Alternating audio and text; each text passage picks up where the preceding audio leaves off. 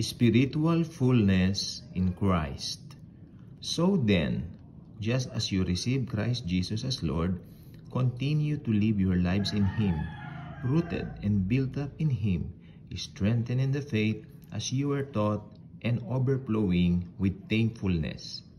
See to it that no one takes you captive through hollow and deceptive philosophy, which depends on human tradition and the elemental spiritual forces of this world, rather than on Christ. So, pwede pala tayong maging banal sa harap ng mga tao, pero ito yung kabanalan na ginagawa lamang pakitang tao para may masabi na tayo ay mabait, tayo nagkakawang gawa, pero hindi po ganyan ang kabanalan na sinasabi ng Bible, sapagkat ang kabanalan natin mga born again Christian ay ibinigay lamang ni Jesus sa atin. Thank you, and Jesus truly loves us all.